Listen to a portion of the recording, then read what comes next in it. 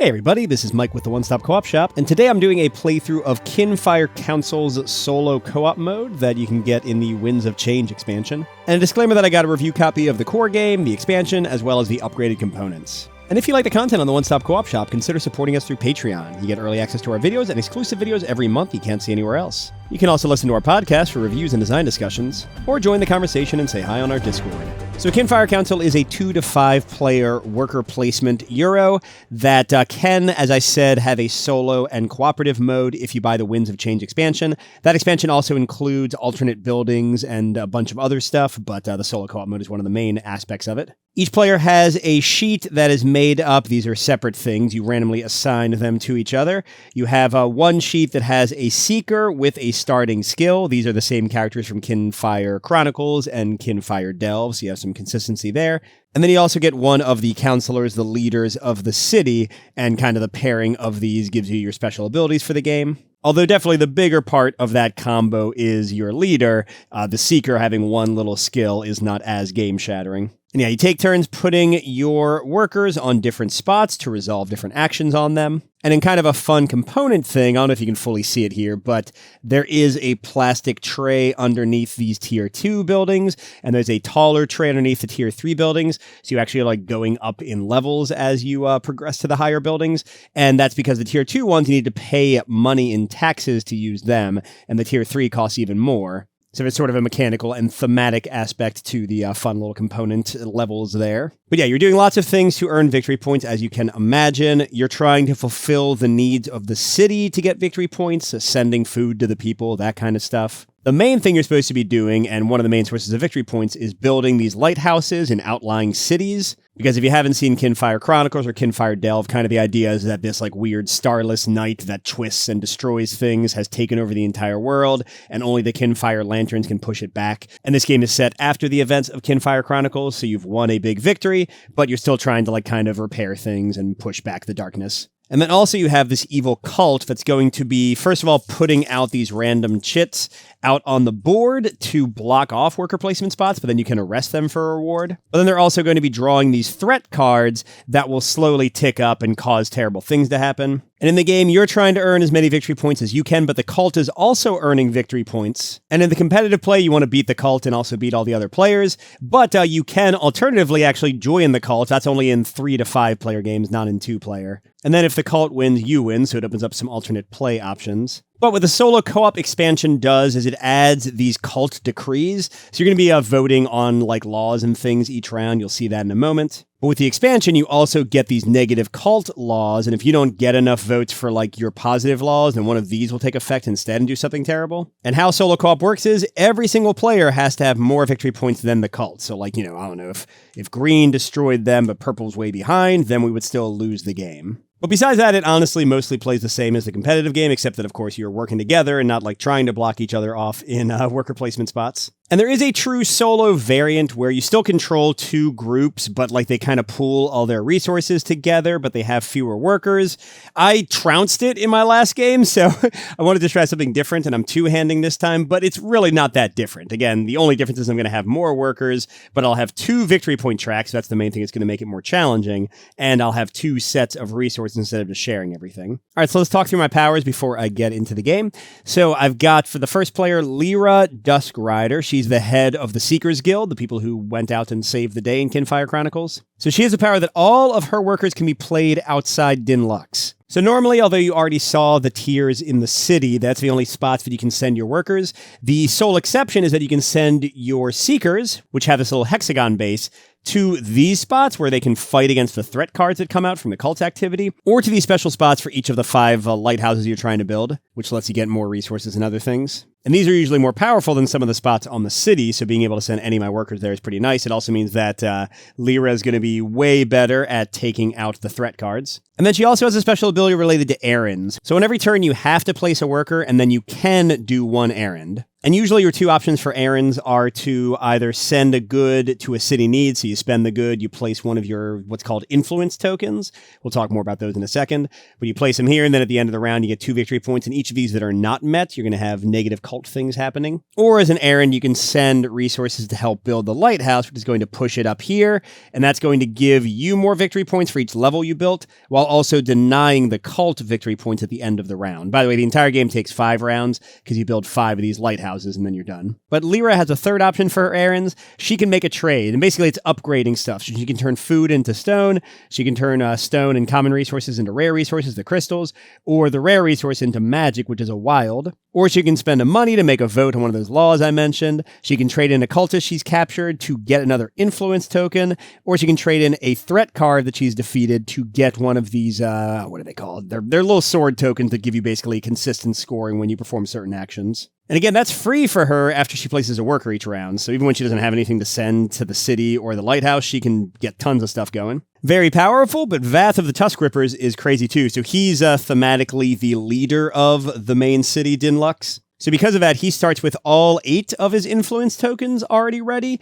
whereas Lyra and everybody else only starts with 4. Oh, and he starts with a random one of those victory tokens. Hold on. And they're called sentry tokens. So every time he thwarts a threat card, he'll get an additional 3 victory points, which would have been better for Lyra since she can send any of her workers to thwart those things, but he'll still try to do some as well. And he gets rewarded a bunch for arresting cultists, which we want to be doing anyway in solo co-op, in that he gets 2 money or he gets to cast a vote. And we each start with 3 coins, and yeah, we're ready to go into our first round. I'll show you everything works. So the first step of each round is to prep the docket. Usually in a competitive game, you would flip 2 of these decree cards, and these would be options for people to vote on. Oh, and actually I got 2 from the expansion. So the expansion adds these decrees that let you swap map tiles out for their alternate versions because they have an entirely new version of every single tile for the board. Although they're not really like super different sometimes. They just kind of change up some of the things. And the idea is that you leave them change between games. So like you'll have a sort of unique version of the board compared to everybody else. So like 17 already got switched in my last game.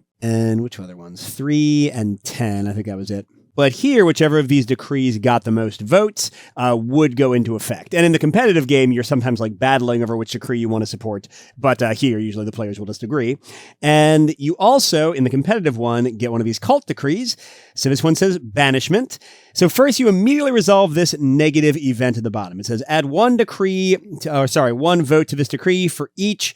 This is like a cult wild. I forget what it's called. It's cult favor. So it's a wild that can be spent as anything, even magic, the other wild resource. But when you spend it, you give the cult victory points. So here, though, we're very lucky because there are none of these yet, which means this will start with just 1 vote. You always have a vote value up here, and it gets no bonus votes. And what that vote value means is that's the minimum number of votes we need to have on the decrees we like for this to not pass instead. So here it's only got 1 because we got lucky. So if we don't vote at all, this will pass. But if we put a single vote on either of these, then it won't. And what would happen to us? In appreciation of your contribution to the city, we will commute your death sentence to mere banishment instead.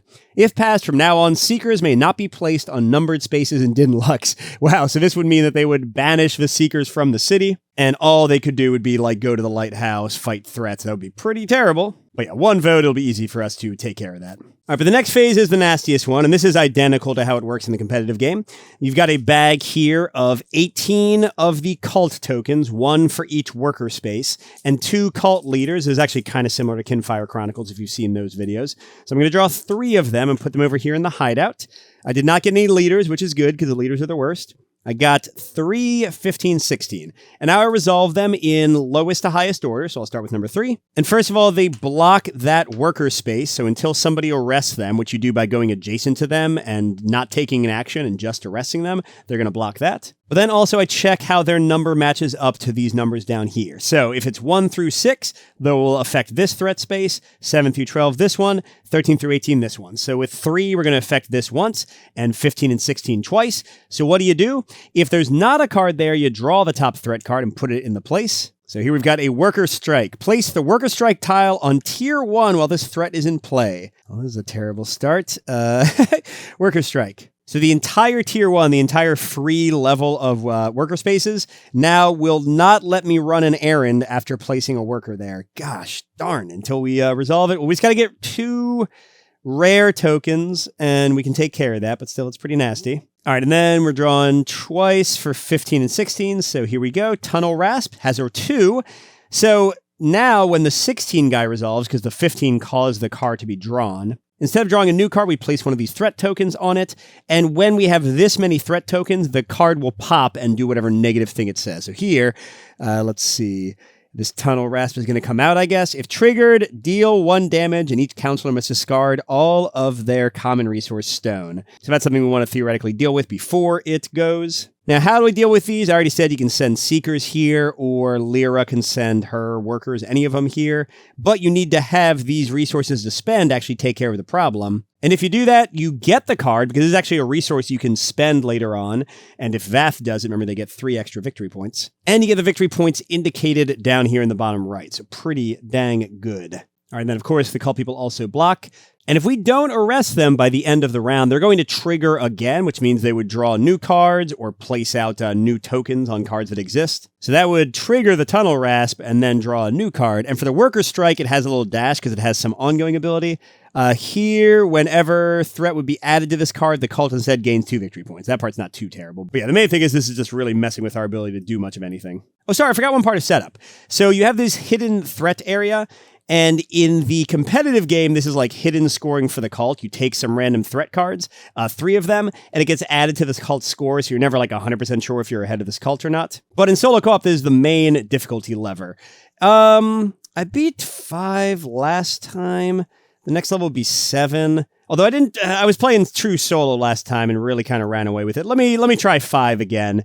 I mean, the nice thing is, it's the kind of difficulty level where you can just like add to it at the end. Like if your score is stupid high, you can see, hey, would I have won with 7 cards? Would I have won with 9 cards? You really don't have to like set it up at the beginning. It doesn't really matter. Okay, but anyway, now we're going to get to dispatching workers. So in 2-player, each player has 5 workers plus their Seeker, so 6 total. In 3-player, you each have 4 in the Seeker. In 4-player, you have that. In 5-player, you have that. So the way they kind of keep the competition for spaces somewhat consistent is by lowering the number of workers. Which does make me curious how the balance will be for the solo co-op mode with the cult. If there's, like 5 players, each not getting that many victory points, I guess you would really have to care about like taking the cult down 100% in that mode. But we're not doing the review right now, we're just doing the play. One thing I didn't mention before I get to like taking my actual actions. So these are influence, as I said. Most players start with 4, Vath starts with 8. And they're used to lock in a lot of actions you do. So when you, for example, deliver for a city's need, you get to put your token there to show that you've met it. And that's how you get your 2 victory points at the end. When you deliver goods to build the lighthouse, same thing. You deliver enough to build 1, 2, or 3 floors. You move this up. This is the multiplier for your score, multiplied by the number of floors you built. So like if I did 1 delivery for 3 floors here, I would get 2 victory points times 3, 6. And finally, influence is used to vote on the decrees. But right now, Lyra, the purple faction, only has 4 of those influence tokens. So if she wanted to put out a 5th, she would have to steal one from another place and kind of lose something she did. Unless she finds action spaces and rewards that will give her more, which you can definitely get. Like, for example, she can trade in a cultist as an errand to get another one. All right, but the main thing I want to figure out at the moment is how the heck do I get 2 rare resources to be able to get rid of that worker strike? At the Scholar Circle, I can pay a coin to trade in for, this is these little book cards. They're called research cards, and they give you cool powers and things you can use. Or I can get 1 crystal, 1 rare resource. So that's what the arrows mean, by the way, like 1 coin gives you this. And you'll notice that pretty much every location has 2 options, but you either do one or the other. So like if I went to the boardwalk, I could get 1 common resource of a stone, 2 bags of food, or I could go to the Red Gull, pay 2 coins. And in the competitive game, this symbol is to help the cultists by giving them victory points, and getting one of your own influence on them is how you become the cult's ally. But in the cooperative game, instead, you take away those tokens on their threat cards to make them not pop as quickly, and you subtract victory points from the cult, which is pretty nice, since that will help every single player beat them. Oh, wait, duh! If I can just get some stone, I can use Lyra's errand ability to turn it into rare crystals, and then next turn, yeah. All right, so for her first action, she'll send one of her regular workers. She'll go to the necessity spot and get 2 stone. But because she's in tier 2 in the nest, she has to pay 1 of her coins in taxes. And that goes into this little spot here. It's called the coffers. For many games, this won't matter at all, but there are some of those research cards that interact with it. And the big thing is one of the leaders can spend all the money in the coffers as their own money, so that really makes it important. But usually this just gets emptied out at the end of the round. It doesn't really do anything. And then Lyra, for her errand, because she didn't go to tier 1, she didn't go to the bottom level, she will change one of these into a crystal. So she just needs to get 1 more errand done, although crud. she won't be able to unless she goes somewhere that's going to cost her some more taxes. Well, we'll cross that bridge when we get to it. Oh, actually, I forgot. The Seekers start with skills, right? Skills are these little tiles. You can go to certain action spots to get them. There are 6 of them in total, and you can put them on your workers as a semi-permanent upgrade to their abilities so that they can all do cooler things. But the one that I start with, Valora, is Noble. When played, she does not pay taxes. So she can go all the way up to tier 3, get me some like awesome ability, get me all the crystals I need, and I won't have to spend the coins, so I'll still have enough to take care of the worker strike. So that thing is going to go pretty quickly. Vath, by the way, has his own skill, which is Guard. This is one of the best ones in the solo co-op mode, which is why I picked to have Core as my Seeker. Although Vath is already so good, I might have picked him anyway. And how Guard works is usually if you put a worker down to arrest an adjacent cultist, all you do is get the cultist. You don't do anything that's depicted on the building you went to. But for somebody with Guard, if they go there, they get to do both the action and the capture of the person, which is amazing, especially with Vath having the ability that every time he arrests somebody, he gets to cast a vote for free or get money for free. So, yeah, you can see why I want to get as many guards as possible in Vast's pocket. Now, I also can't do any errands yet, which is kind of a bummer. Oh, and this is actually the place that teaches you to be a guard. Crud. All right, so let's go ahead and do it. We'll send Core here, and I can get 1 stone or 2 food. I kind of want Vath and Core to take care of the Tunnel Rasp by going to the Seekers Guild, which is a place a regular worker can go to, and they can pay a little extra to still take care of one of the threats. Since I'm already putting Core down, and that was the only person for Vath, at least, that could go onto the threat card. But yeah, I need a stone, but I also need a bunch of food to meet the city needs. So getting 2 food from the boardwalk might be good. But there are other places to get me food later. I'll get the 1 stone. And yeah, by the way, I think in the rules they call it common goods and rare goods, but I think stone and crystal is a little bit more clear. All right, then I also get to arrest this guy, which immediately gets me 2 money or cast a vote. Now, we only need 1 vote cast, and there are a lot of locations that let you cast a vote as part of the action. But let's just cast it now so we're 100% sure, so it comes from your available influence. And either way, I'll take care of banishment, but let's see. This one will flip 15, this one will change 14.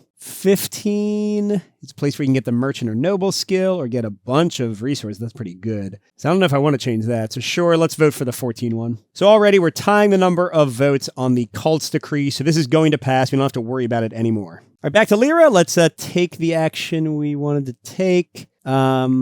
Should I arrest this guy? I mean, I was also going to go to Lynn's, which would get me a ton of food and and stones, so I'd be like totally ready. Yeah, maybe somebody can go up there later. Okay, I'm going to send her for free, because again, she has the noble skill, so she doesn't have to pay any taxes, and I'm going to get 2 food and 2 stone. Set us up for some success. And then because we weren't at the first level, I can do an errand, and I'll change this into another rare. So now she's 100% set to take care of the workers' strike. All right, meanwhile, let's have Vath get ready to take care of the Tunnel Rasp too. I'll send one of his workers to the Scholar's Circle and pay one of my 3 coins to get a crystal as well. All right, now Lyra, usually I'd have to have a Seeker go in here or go to the Seekers Guild, but she don't care.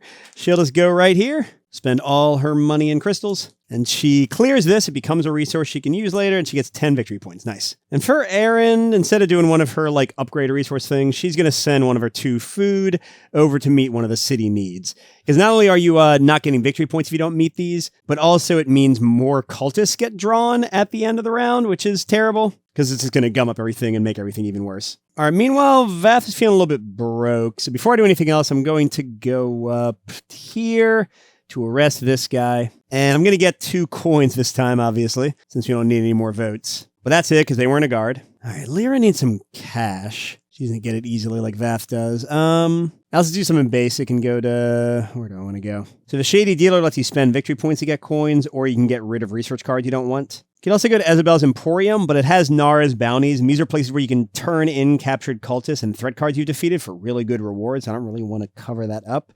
Could go to the fishing fleet, but that's one of the best sources of food to take care of the... whatever, I'll go there. Getting 2 coins. And now do I want to deliver something? Or look at this, I could trade in my threat card for one of those bonus victory point things. That seems crazy good. Like this one lets you get an extra victory point every time you meet a city need. Although I kind of rather trade in those cards for really nice bonuses. Maybe not. Yeah, never mind. Let's ship another food to the city needs. All right, now that Vath's got a lot of money, I'm going to go ahead and go to the Seekers Guild. I have to spend a coin to pay a Seeker to go out here, and then I got to spend the stone and crystal. But we have cleared away the Tunnel Rasp.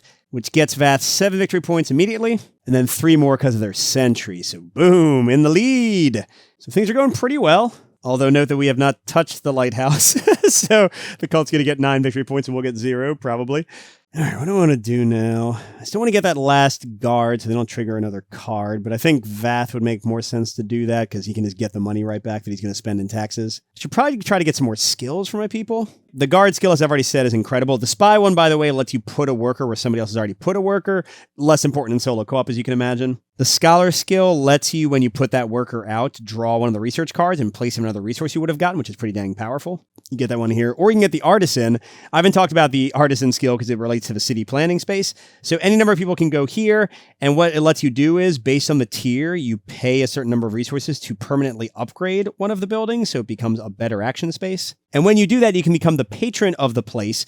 And what that means is every time another worker goes there, you get whatever the bonus is right here. But if you choose not to become the patron, or if something else upgrades a building like a decree, the artisan one lets you gain the patron bonus when you put that worker there. It's a little bit niche. I haven't really used that one very much. But upgrading the city makes everyone have better actions in co-op and also gets you a ton of victory points. One of the leaders can specifically do that as an errand, which is crazy. So, yeah, sometimes you get a lot more upgrading than others. And the last 2 skills, noble, not paying taxes. You already saw that one. And merchant is once per turn when you're paying a cost, you can pay a coin instead of one of the other resources, including magic, which can make them pretty dang awesome at taking care of threats, because like you can see how much easier it is to get coins than, for example, the rare crystals I needed. In fact, yeah, with Lyra being so good, let's go ahead and send this guy, and whichever one you send to the location, they're the one who gets the skill. So I'm going to make him into a merchant. So you'll be able to benefit from that for the rest of the game. She did have to spend 1 of her 2 coins for that, though. And then for her errand, she's going to upgrade this stone into a crystal, because I'm seeing that, look, she has exactly 1 of everything needed to upgrade the lighthouse 3 times, and then suddenly she gets 6 victory points for that and deny the cult a little bit. So maybe worth doing. Core, on the other hand, I really think needs to get a guard, right? Because it's going to work so well with the commander of the city ability, so that costs 1. But now this worker, Vela, is permanently a guard. And sadly, Core can't help with any of the errands. All they got is 2 gold and a bunch of captured cultists. All right, what's Lyra going to do for her last action? I think she'll go here just to get 2 coins, so she's not broke at the beginning of the turn. And then as planned for her last errand, she'll deliver for the lighthouse. And that was 3 levels, so she puts it here to note that she's done 3, and it raises up there. And then I think I'm going to send Vast's last worker up here, because I have so many people captured and stuff. It does cost me 1 coin in taxes. But I can trade in, this is 2 times, so you can do these trades twice. Well, you can do like 2 cultist trades, or 1 cultist trade and 1 card, or 2 card trades. But yeah, the cultist will get me a magic or 4 money, and the card will get me 2 rare or another influence, although Vath is already maxed out for those, and 2 money. So let's trade in the card for the 2 rare. That should be good later. And then should I get the 4 coin or the magic for one of my cultists? I mean, Vath, now that I have 2 guards, is going to be able to arrest people pretty consistently to get more cultists and more money. So sure, let's go for the magic. I know for his last errand, I could even be a little bit greedy and bankrupt myself by somewhat wasting the magic as a stone, but building 3 more levels of the lighthouse. We'd each get 6 victory points, and the cult would only get 3. But then, we're really going to be low on resources if nasty threat cards come out or other stuff. No, I don't think I'm going to do it. I could also send in the magic to be a food. That might be worth doing, because it's just an extra cultist being annoying. Fine. Such a dang waste. All right, but we had a very successful turn beating down the cult in this one. So now we go into Night's Fall. This is the end of the first of 5 rounds, and we see how things worked out. So first we resolve city needs. Each player who met one gets 2 victory points, and 2 for green. And then every unfulfilled one would have caused an extra cultist to be drawn to be resolved in the next round. They would just sit in the hideout, and then they would join the 3 extra ones that we drew the next round, and then they would get placed out. So they don't do anything immediately unless it's the final round of the game. Okay, now the docket is resolved. So banishment is defeated because we at least tied it. Nobody wants to get rid of the seekers that saved the world. Neighborhood Association does not pass, but Remodel Glory Plaza does. All right, so we take this out and get 14A, which is in this case is kind of better, because look, you can tip them to get 2 victory points, and here you can do it twice. So you can get 4 victory points for 2 gold.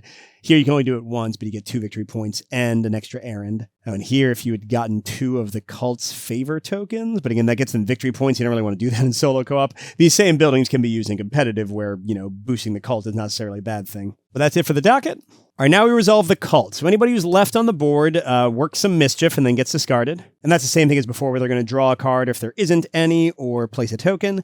Here we got Angry Wisps. Are those spirits? What do they want? All right, Angry Wisp tile in District 17 while this threat is in play. If triggered, the cult gains 5. While this tile is in play, the location's ability is to get you 2 research cards. Instead of 17's usual ability, which is like to let you do kind of whatever you want with any location. It's kind of like a catch-all if somebody else already took your spot. So that's not too terrible. And, it needs a magic. Dang it. Should have had Vath keep it. And a rare, we got that. All right, but that was it for the cult. Then we resolve any damage on the lighthouse. So a lot of cult activities and cards and things will put these same tokens out here. For each of these, you lower this down one and kind of cancel the building that's done. And if it would go below the bottom, you add another threat card to their hidden threats, which is just giving them free victory points. How those threat cards work is they just get the number of victory points indicated here for each of those cards. Now, even if you have 1 billion damage and it goes like 1,000 below the bottom, you only ever get one of those cards. So sometimes you just like have so much damage you kind of have to abandon that lighthouse. But here we don't have any. And they get 6 victory points for the cult. Really not too bad. We're pretty well ahead at the moment, although they are, remember, like 50 ahead of us, really, if we know the hidden threats. Okay, then we resolve the lighthouse. So purple is getting 3 times 2, 6 victory points. And this goes back down because we're going to have a new lighthouse we're building in a second. What was that? 6? So get to 21. All right, now this big token called the Speaker's Medallion goes to the next player, so Vath will be first next round. This is also used to resolve ties on, like, voting and stuff, but none of that matters too much in solo co-op. And finally, the coffers get emptied, so these coins just go back into the supply. And we get all our workers back. All right, so solid first round. We've now got 2 guards for Vath to take advantage of their easier resting. Lyra's not doing great on resources, but she does have a threat card to trade in potentially, and she got somebody to be a merchant to hopefully make it a little bit easier for us to conquer threats. So yeah, not too bad. Let's jump in round 2. All right, so the decree is first again. What have we got? We've got a special land grant. If passed, the lead sponsor keeps, so whoever has the most votes, and that's where the council breaking ties really matters. Whoever has the most votes when it passes gets this. At sunrise each round, this card's owner gets a free food. That's really good to help us deal with the city needs. Or special funding also keeps. The card's owner gets 1 coin every... Wow, both those are great. Let's see how nasty it's going to be to actually get it to pass, though. Academy Propaganda. Oh gosh, we draw 2 extra cultists this round, so we'll have 5 total. All our efforts to deal with the city needs apparently weren't enough. If passed, each council loses half of their total influence rounded down. Oh my gosh. Yeah, no, we're not going to do that. We only got to get 2 votes. That part's not too hard, especially with Vath getting them for free when he rests people. And also, I can't forget that Lyra gets them for a single coin, although she also wants coin to use merchant. She wants coin for a lot of stuff. All right, but now the scary part, 5 cultists, and I bet we'll get a cult leader in here. Yep. The cult leader gets resolved at the end, and they do all 3 spaces. They don't go onto the board, so they don't like gum up the actual action spaces. But yeah, they'll draw or place tokens on everything. Shoot, and the Angry Wisps are going to resolve. Oh, well. Okay, so 7 goes out first, and 8, which is going to flip a card and add a token to it. The Maker of Ruin. What the heck? There's something awful roaming the land ever since the last starless night. Okay, so if it gets 5 tokens on it, it'll deal 5 damage to the lighthouse. Remove 2 from this card, leave it in place. It'll just keep on eating us. So we need a cultist, 2 crystals, and a magic. Vath is like almost there already. 15 victory points. Heck yeah. The nice thing is it has a very high total. So even though... So 7 drew it, 8 adds the first token, and then 10 adds another token right here. And the cult leader's about to add a 3rd token in a second, but yeah, if we can deal with that, none of that will matter. Okay, then 13's going out. I'm putting a token on the wisps, and then the cult leader goes here. When 2 of them are here, the cult bag gets reset. People on the board stay on the board, but all of the cultists that have been discarded go back in the bag, as well as all of your arrested cultists that you haven't spent yet, so you don't want to hang on to them too long. Yeah, so they add a new card here, the Plague. So this only has a 1. It's a really nasty one. Usually we don't even get a chance to deal with it. It says, if triggered, deal a damage to the lighthouse, and then shuffle this card into the top 3 cards of the threat deck. Well, all we need is a crystal and a coin.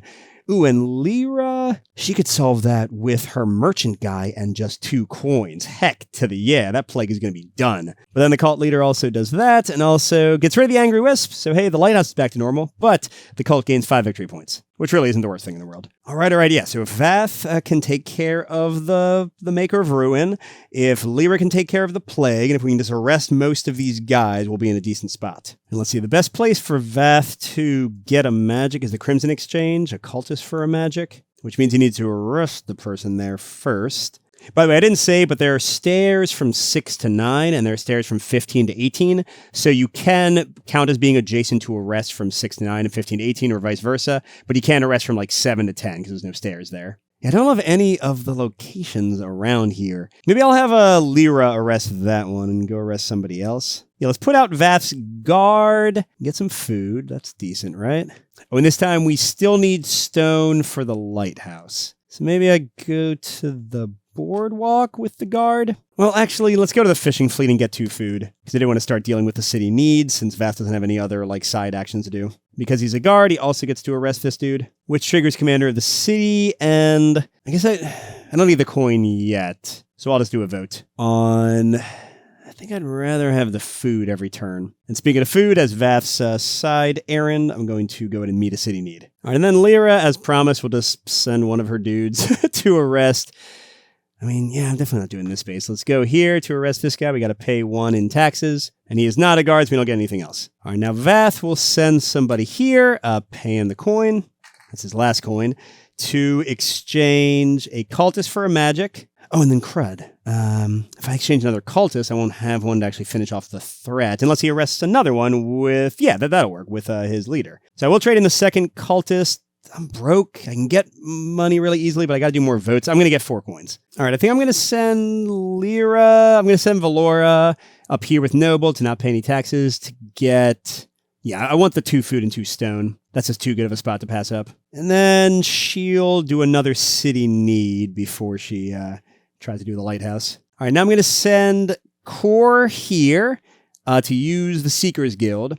So I'll arrest this guy first, and I'll get a vote. That'll be enough to lock in the special land grant. And then for the actual location ability, I'm going to pay 1 coin to send a Seeker to the Maker, trading in the guy that we just arrested, 2 crystals, and a magic, so Vath is like out of everything now. But we avert a crisis and get 15 or 18 with that tile of victory points. So I am pretty okay with that, 18. So 10 moves to the right, and then again, but down 2, all right. And then, sure, Vath has 1 food left. He'll send the last the city needs. We're good on that. By the way, there are a ton of like negative events and laws and things that add to these. We're actually getting pretty lucky that we haven't had any yet. All right, Valora's up, and she needs some cash, and she's got some stuff to trade in. So let's send one of her basic people here to... She's got a cultist and a card. Let's trade them both in to get... She does need coin.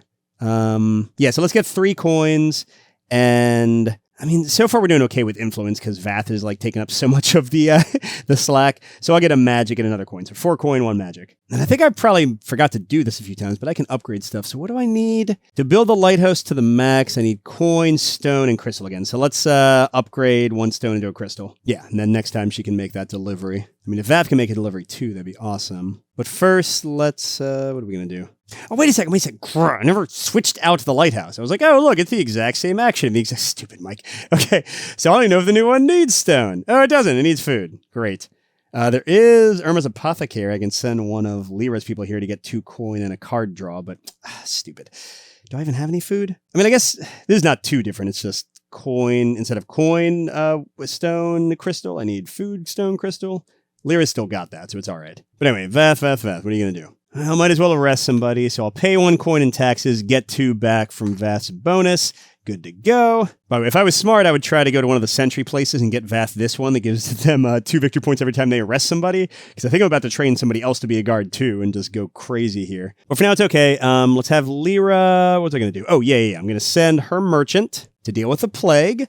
So normally it would cost a crystal and a coin, but I'm going to use the merchant ability to make it just cost 2 coins. You know, that's how merchants deal. They just bring in some like foodstuffs from other places. So that's 5 victory points. But mainly just gets rid of the plague so it doesn't recur over and over again. All right, so that was 5. She's actually decently behind, isn't she? But then as her delivery, she's going to build this up 3 times. So that's 6 more victory points. That'll help. Can't imagine spending 2 food, though. Give me a break. All right, I'm honestly not sure what I want Vath's last 2 workers to do. I think I'm going to make 1 more guard for a coin, because guarding is just too dang good for his people. And good for everybody in solo. Oh, crud. Speaking of guarding, wait, didn't I? I arrested this guy and forgot to actually take him off the board. I was like, did I already arrest that dude? Okay, so we're good. And then Lyra, I just want to get some resources. Let's have her work on a nearby farm to get 2 food. And then as her errand, change one of it into stone. Gives us a nice mix of resources going into the next round. All right, then Vath. It's expensive, but I think it might be a good call. I kind of do want to get that sentry token. And it's over here, and I don't want to tie up the awesome resource generation, so I'm going to go to the Great Lighthouse and spend 2 taxes. To use the ability of any other space in Din Lux, I'll use that one, and I'll trade in a cultist and a card to get... I don't need the influence, so I'll get 3 victory points and a sentry token. So now every time Vath arrests a cultist, which should be 3 times a turn with all the guards they have now, they're going to get 2 more victory points. Awesome. And as for Lyra's last turn, honestly, I think the Apothecary is probably the best option. 2 coins and a card is crazy good, and you haven't even seen the cards yet. Let me show you what they look like. Although sometimes they aren't useful in solo co-op, but the Shady Dealer lets you trade them in for 3 coins, so they're never really terrible. Invest in the Horseshoe. Play this card face up in front of you during your turn. From now on, each time another counselor plays a worker in the Horseshoe, that's locations 1 and 2, gain 1 coin from the supply. Are these places that Vath will ever go? Become an artisan scholar? Probably not. Get votes or a single stone? Probably not. Pay coin to get crystals? Oh, 2 coin for magic. I don't think it's good enough. I'm going to keep it to sell at the Shady Dealer later, I think. But all right, that's all of our workers. I think we did really well this time. All right, so 4 victory points for city needs for Vath, 2 for Lyra. Vath gets a special land grant for free food every turn. Love it. And the Academy propaganda did not take. There's no cultists left this time, but they are getting 6 victory points. So up to 17 there. Then Purple's getting 6 for the Lighthouse. They're still behind, but that's a little better. Although I really got to get them one of those sentry tokens. What should they go for? I just feel like Vath's doing a little bit better. Well, I guess they could get the same one that Vath has, 3 extra for every threat card. They're probably going to do at least 1 threat card every turn since their workers can get there more easily. Okay, and Lyra becomes first player again. And lots of taxes just going away. Again, one of the counselors can just use this as their own money. Pretty crazy ability. All right, and that takes us into... Oh, no. Let's get our workers back and actually get a new lighthouse. Now, this one also likes food. Or food and magic. Give me a break, man. These lighthouses suck. All right, but now let's go into round 3. All right, so going into round 3, what is our new fun? Oh, a 3. The long game. Add to this decree for each lighthouse sheet in the discard pile. Oh, crud, so this is going to be a 5. Okay. If passed at the end of the game, the cult gains double victory points from hidden threats. That's like an extra 50 points. No, dude. Okay, we definitely can't let that one happen. But geez, that one seems like unfair, you know? If you get it at the end of the game, when there'd be 4 sheets, it'd be a 7. I guess if everyone just focuses on just getting votes, you could kind of deal with it. All right, so we gotta get 5 votes this turn. I got ways to do it, but that's annoying. All right, reduce defense spending. If passed, return all unused... You would get rid of all the things that can give you extra victory points. Then remove all money from the city needs. Unfortunately, that's not helpful because we don't have any yet. And then what's this one? Swap map 18. Okay, that's fine. So we'll definitely try to go for that. But we need to get 5 votes. That seems like a lot. But okay, we'll do our best. And let's see. We might see the second leader now. Boom, boom. 1, 12. Nope. Got lucky. So we're going to get a card here. That's another freaking plague. Then we immediately put a damage token out on the lighthouse and put this in the top 4 cards. That's from 1 and then 6. And then for 12, Earthquake. If triggered, draw a cultist. If numbered, the districts of the drawn cultist into adjacent districts are downgraded and have rubble tiles placed on them, which means you can't even use them, and the cult gets free victory points every turn. Okay, so we don't want to let that happen, clearly. But it needs 4 tokens, and I mean 3 stone and a magic, but Lyra's merchant could treat the magic with a coin, so just some stone. That should be doable. Okay, so let's see what we want to do. All right, so with only 3 cultists out, I'm going to have Lyra just focus on doing regular actions. And whenever Vath arrests somebody, they can put a vote out. So we got to get 2 more votes on top of that. Oh, but I forgot. Lyra can upgrade coins into votes. So we might run out of these this turn if we do that, but we got to do what we got to do. Ooh, but first things first. Holy crud. Look at this action. We'll go and send one of her basic people here to get us, 2 stone and a coin. Sounds great. And then she will go ahead and upgrade a coin into a vote. So that's 1 out of 5, 1 out of 5. Vath might as well start taking care of business, although, he has no money to take advantage of Whispers of Magic or Scholar Circle. He has 1 coin. But let's send this guy with guard to the tumbles. We'll get 2 coins. don't think we need to train anybody else to be a guard. And then he'll arrest this one, and we'll take The bonus for another vote. And Veth's just going to keep on cleaning up with victory points every time he arrests. All right, now Lyra will take care of business. So we'll send him here. We have 3 stone. We just got all of it. And then with this guy's merchant ability, we'll pay a coin for the magic. And somehow we paid money to prevent an earthquake. I don't know, maybe we fortified the foundations or something. It's 13 victory points. Ooh, she's in the lead. Although I'm sure Vath will be catching up with all his cultist stuff. All right, speaking of Vath, I got money now. So let's send a guard over here. I'll pay 2 to get a magic. I'm sure I'll find a way to use it. And I'll rest. And I could get 2 coins back. But no, I'll get the vote. We just need so many of them. All right, so that's 3 out of 5. Vath can get 1 more for free, so if Lyra can find a way to get one, that'd be nice. Oh, with coins, that's right. Oh, in fact, shoot, I forgot. For her second action, like her second bonus action, she'll do another one, so that'll finish it up when Vath arrests the last person. All right, now what do I want to do? So just magic can build 2 levels of the lighthouse. That's pretty good. We definitely want to at least build enough to prevent the damage from giving them a whole other card. And she can upgrade stone to rare and rare to magic, so if she can get some rare, that'd be nice. Or here, what if I send, and this is kind of what I always do, right? Send the noble up here where she doesn't have to pay any taxes and get, we don't need the last vote. Vath will take care of that. So let's get, again, 2 food and 2 stone. And now she's not going to have enough time. Oh, I forgot. Vath should have gotten a free food before for their new special land grant. And they didn't do an errand either placement. So let's go ahead and say for one of them, they put out 1 food. That way Lyra won't have to pick up too much of the slack. Yeah, so Lyra will deliver food this time. But then I do want her to build the lighthouse, and maybe Vath can try to get the last food. Oh, shoot, Vath arrested again. I should have gotten 2 more victory points. And hey, 3rd time's a charm. Let's go up here and arrest this dude. Ooh, and get another food for Vath to deliver, and a rare. Nice. So we get this guy. Do have to pay a coin and taxes. That's going to deliver the food they just got, so we took care of our needs. And they're getting 3 more. I said they would catch up. Oh, no, sorry, only 2 more. All right, for Lyra's turn, she actually has a lot of resources left. I think I might do city planning. 2 coins and 2 stone she can actually afford. And that'll let her upgrade a tier 2 place. I think the Crimson Exchange give Vath a better place to turn in all of his cultists. Heck yeah. I'm not going to become a sponsor because I don't want to get the cultist resource. But also that means she'll have this to go send to the lighthouse. You know, and she does get 8 victory points for building up the building. But yeah, so 2 delivery to the lighthouse. Goes up. And then 8. So she's at 55. You got handy dandy tokens to track that. We are rocking it. All right, now Vath does want to go there and turn in his 3 arrested dudes, but I just realized he has no cash. So let's do the fishing fleet and get 2. And he will also send 2 levels of the lighthouse up, which even with the damage is going to leave us at a 2 times multiplier. So that'll be nice. All right, Lyra also needs cash. Let's go here and get rid of that investment card I didn't want for 3 coins. And for Aaron, let's promote this to be a stone. Vath now has the money they need. Let's go here, turn in 3 times cultists. Because otherwise, if the last leader had come out, we would have just lost them all as they escaped. And does Vath need money? I think I'm going to get the 3 magic. That's kind of crazy. And actually, speaking of crazy, Vath still has some influence, wildly enough.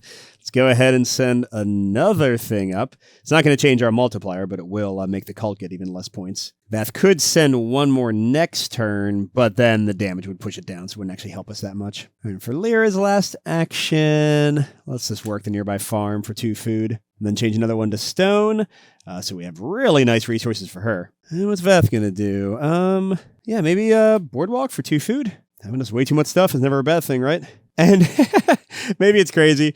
Lighthouse up again. Actually, you could do 3 levels. God, is that overkill, though? Because that would be both the food he just got. But yeah, I mean, he gets free food every turn. Okay, here we go. And Vat's going to get way more victory points again. All right, so that's the end of the round. City needs are good to go. 49-7. I probably should have gotten Lyra more influence tokens. It's limiting the kind of stuff she can help with. All right, docket. We prevented that terribleness, and the temple gets expanded. Okay, so we're losing kind of some of our flexibility here. Wait, we have to lose an influence to go here? But we get so many good resources, and Vath could definitely afford to do it. I don't think I'm going to send Lyra's Seeker up there anymore, though. Okay, the cult's all out. They do lower this one, and they get only a single point. Oh, you're going to destroy them.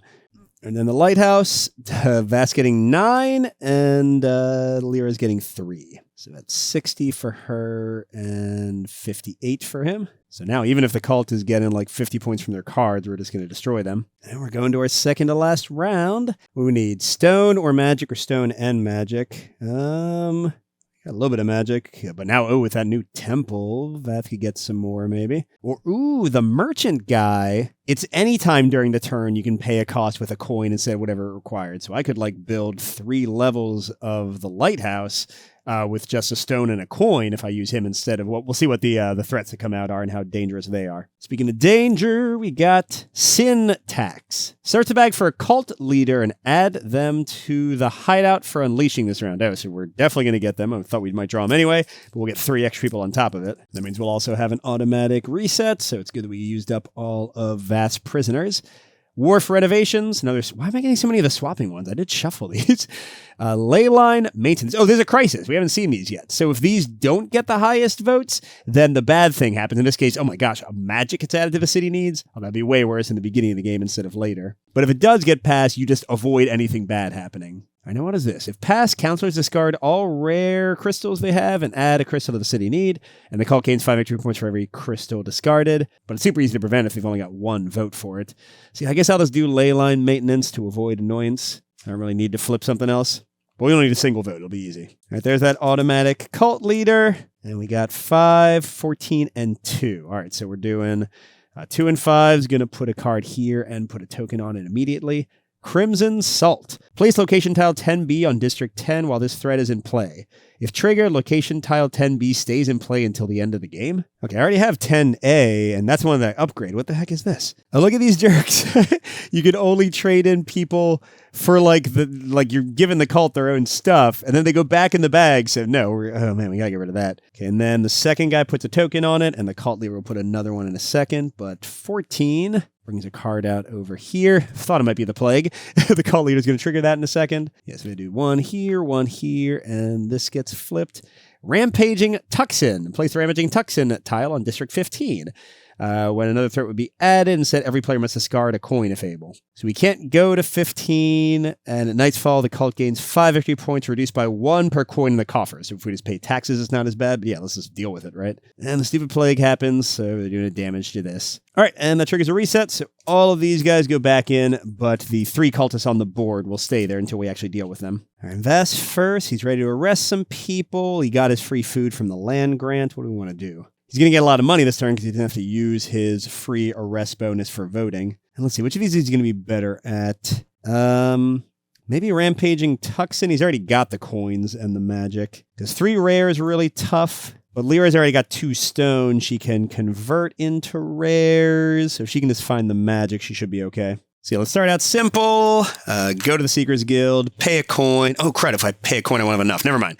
Let's send one of my 2 guards here. Get 2 coins. We'll get 2 more coins for arresting this guy. There we go. Now Vath's got the money. And 2 victory points for the arrest as well, tied up. And Vath will send a food for their errand because they don't have a spare magic to build that up right now. All right, and then, I guess I'll send Lyra, just a regular worker, to here to pay one of her 4 coins to get a rare. And then she'll use a trade to turn a stone into a rare. So 1 more turn of that and she'll be ready to take care of the Rampaging Tuxin. Oh no, she still needs a magic. So we can use the merchant for that. And then, I don't know, try to get more magic for the tower later.